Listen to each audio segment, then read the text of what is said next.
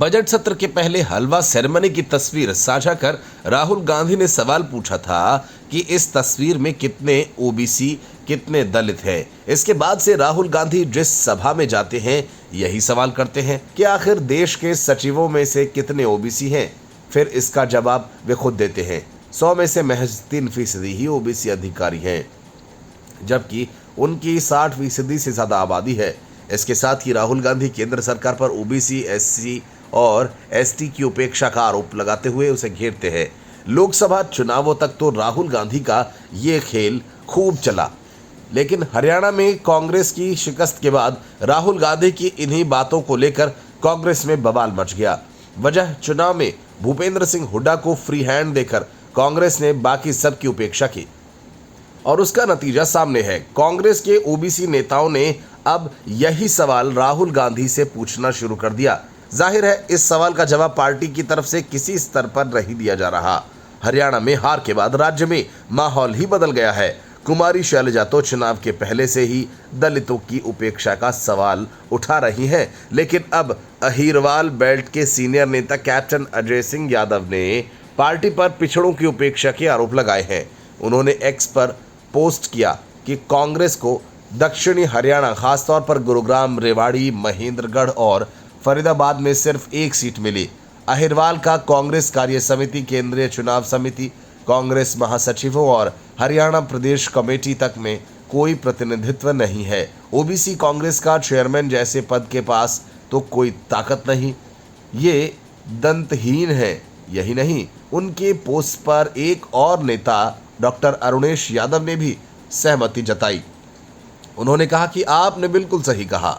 इसके अलावा यदुवंशी कल्याण ट्रस्ट चलाने वाले संजय यादव ने भी कहा कि पिछड़ों को उनका अधिकार मिलना ही चाहिए।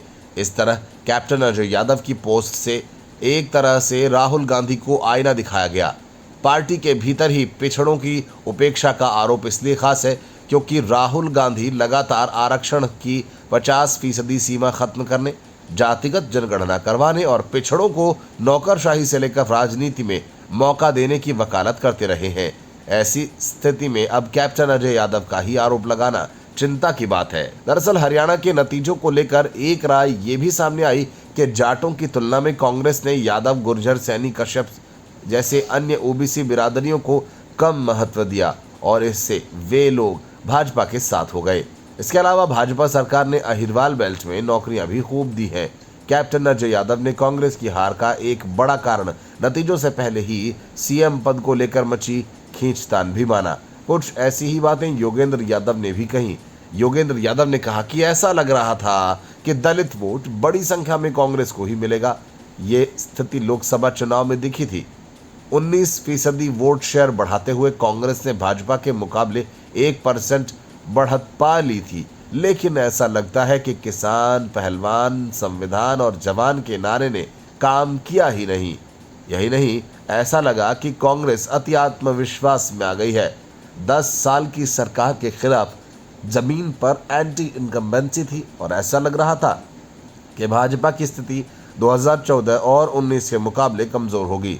ये चुनाव दो तरफा रहा था और कांग्रेस भाजपा को मिलाकर 79% वोट पड़े, जो 2014 में 55% ही था। योगेंद्र यादव लिखते हैं कि कांग्रेस शायद जाट समुदाय पर ज्यादा निर्भर हो गई, जबकि भाजपा अपनी रणनीति पर अमल करती रही। वहीं सब कोटा वाले विवाद से उसे दलित वोटों के बंटवारे का भी मौका मिला। Bureau report, news of India.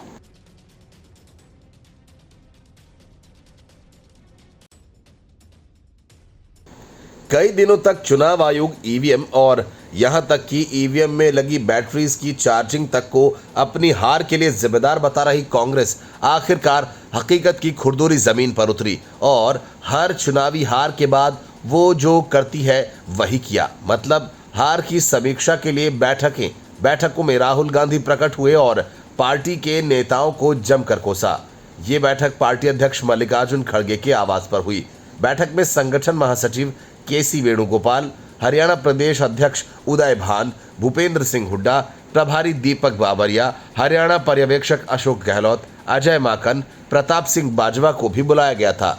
सूत्रों के मुताबिक बैठक के दौरान राहुल गांधी ने कहा कि चुनाव में नेताओं ने निजी हितों को ऊपर रखा। राहुल गांधी ने कहा कि पूरे चुनाव में पार्टी का हित दूसरे नंबर पर रहा और नेताओं का हित हावी रहा। इस बैठक में न तो कुमारी शैलजा को बुलाया गया और न ही रणदीप सुरजेवाला को। यहां तक कि ओबीसी की उपेक्षा करने का भी आरोप लगाने वाले कैप्टन अजय यादव को भी इस बैठक में शामिल नहीं किया गया। सूत्रों ने बताया कि चुनाव परिणामों की जांच के लिए एक फैक्ट फाइंडिंग कमेटी बनाई जाएगी, जिसकी घोषणा जल्द की जाएगी। पार्टी को मिली हार को लेकर राहुल गांधी ने तीखी प्रतिक्रिया दी और कहा कि हरियाणा में नेताओं का इंटरेस्ट ऊपर रहा, इस कारण से पार्टी का इंटरेस्ट नीचे चला गया। बताया जा रहा है कि इस बैठक में राहुल गांधी स्थानीय और स्टेट लीडरशिप पर ज्यादा नाराज नजर आए। कांग्रेस की ये मीटिंग ज्यादा लंबी नहीं चली, बल्कि आधे घंटे में ही खत्म हो गई। कांग्रेस नेता अजय माकन ने कहा कि हार के कारणों पर चर्चा की गई।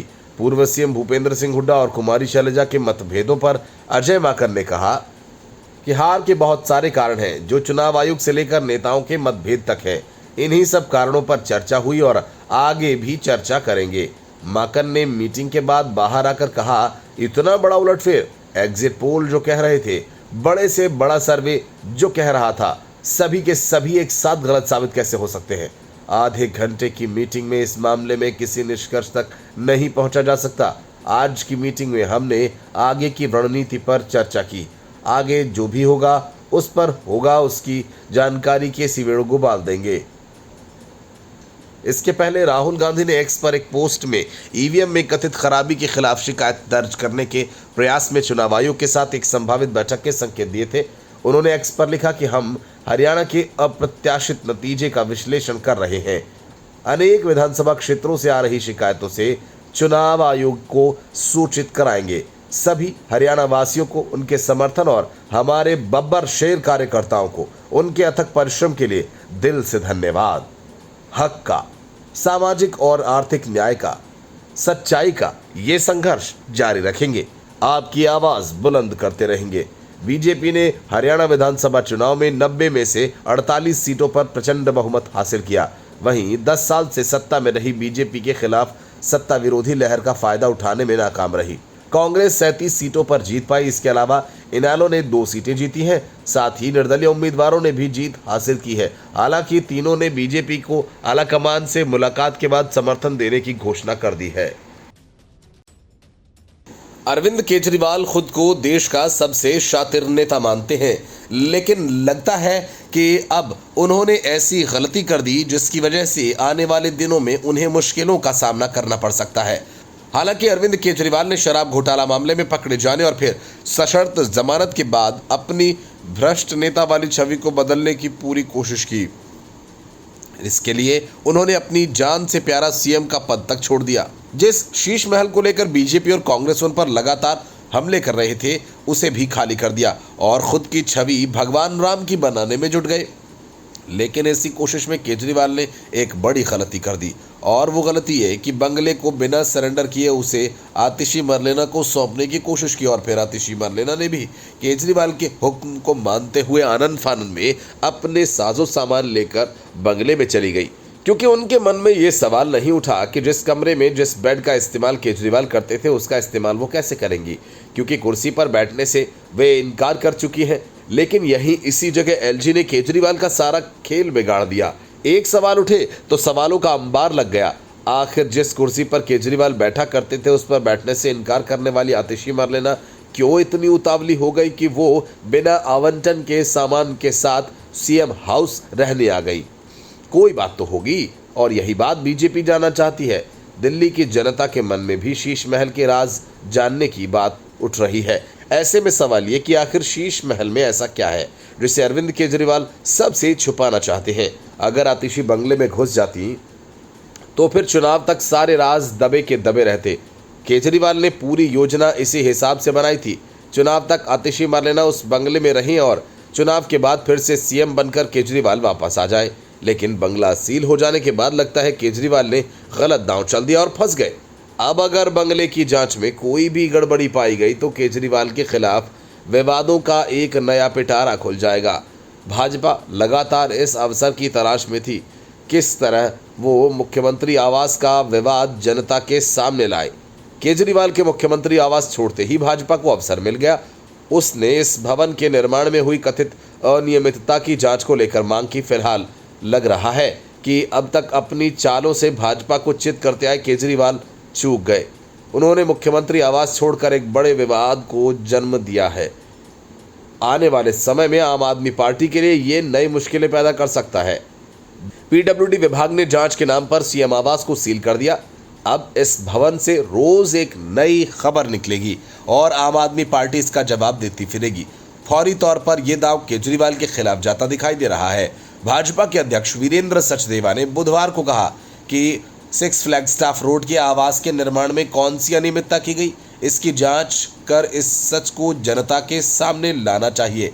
उन्होंने कहा कि इस शीश महल बंगले के बारे में सब जानते हैं कि अरविंद केजरीवाल ने अवैध रूप से बनवाया था। न इसका कोई नक्शा स्वीकृत है, न इसकी कोई कंप्लीशन सर्टिफिकेट है। मतलब कि अब दिल्ली और देश के लोगों को शीश महल का वीडियो देखने को मिलेगा और उसके साथ ही शुरू होने वाले विवादों को भी। Bureau report, news of India.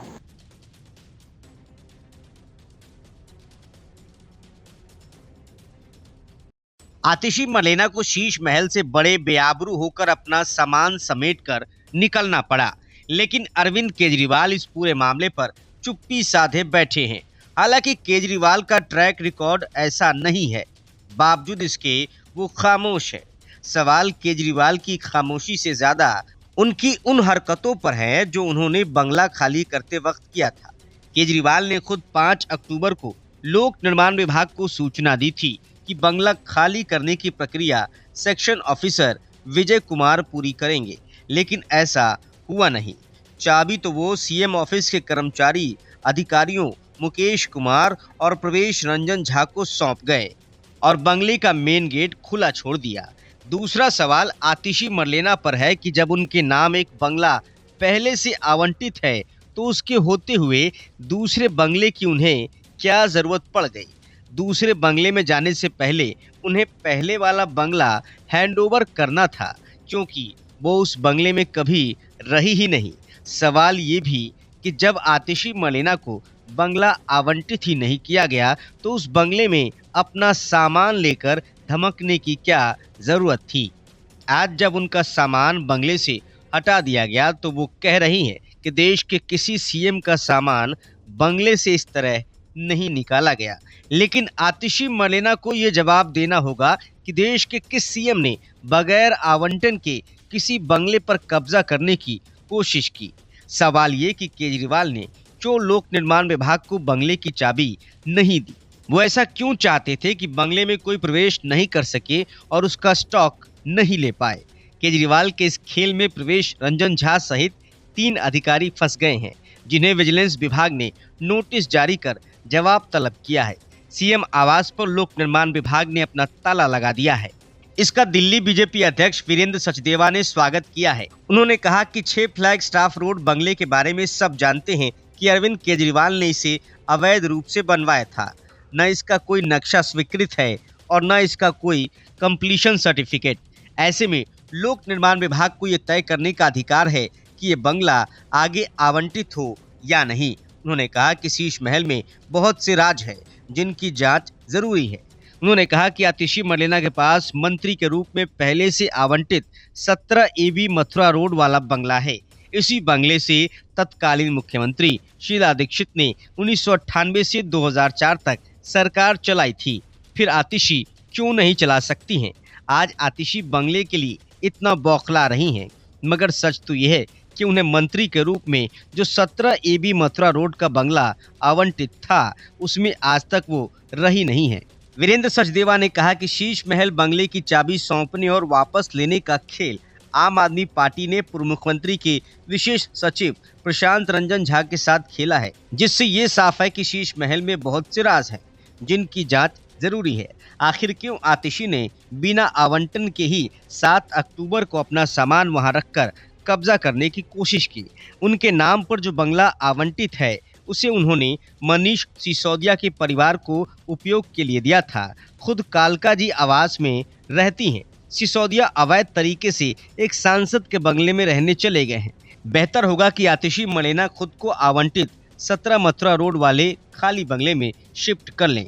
वहीं बंगले पर ताला लगने से बौखलाए संजय सिंह अब कह रहे हैं कि एलजी किसी बीजेपी नेता को ये बंगला आवंटित करना चाहते हैं, लेकिन संजय सिंह की ये बातें हवाई ही है और माना जा रहा है कि केजरीवाल के गोलमाल पर पर्दा डालने की एक कोशिश है।